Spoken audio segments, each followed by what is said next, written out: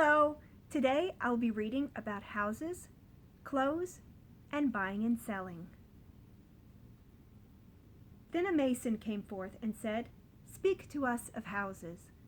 And he answered and said, "Build of your imaginings a bower in the wilderness, ere you build a house within the city walls. For even as you have homecomings in your twilight, so has the wanderer in you, the ever distant and alone.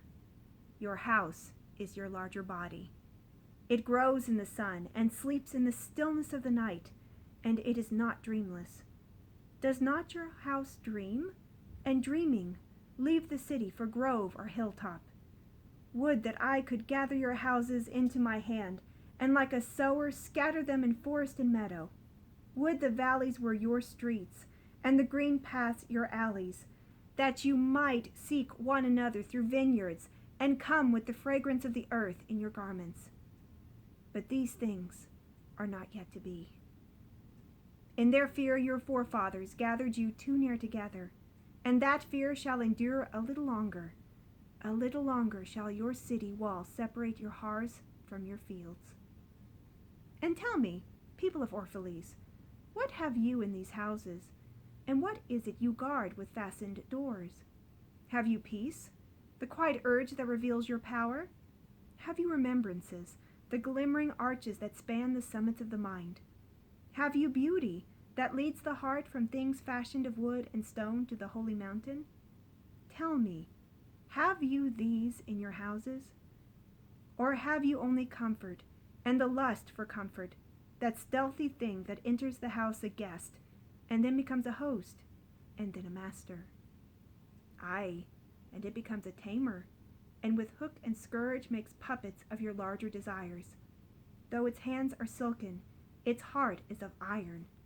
It lulls you to sleep, only to stand by your bed and jeer at the dignity of the flesh. It makes mock of your sound senses, and lays them in thistledown like fragile vessels. Verily, the lust for comfort murders the passion of the soul, and then walks, grinning, in the funeral. But you, children of space, you restless in rest, you shall not be trapped nor tamed. Your house shall be not an anchor, but a mast. It shall not be a glistening film that covers a wound, but an eyelid that guards the eye.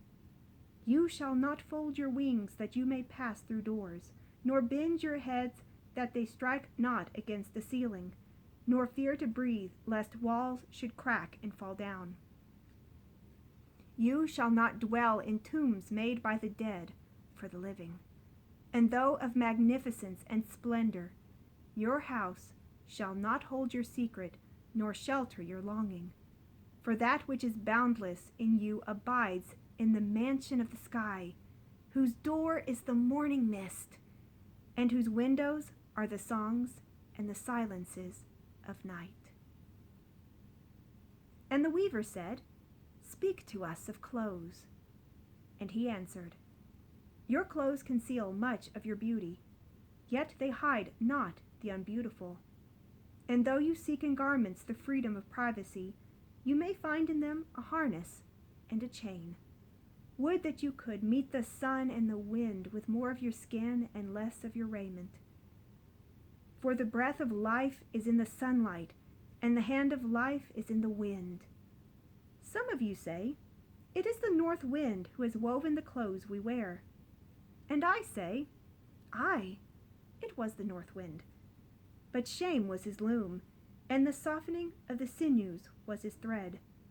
And when his work was done, he laughed in the forest.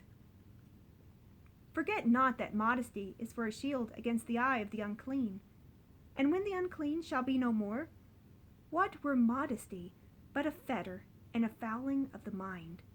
And forget not that the earth delights to feel your bare feet, and the winds long to play with your hair. And a merchant said, "Speak to us of buying and selling."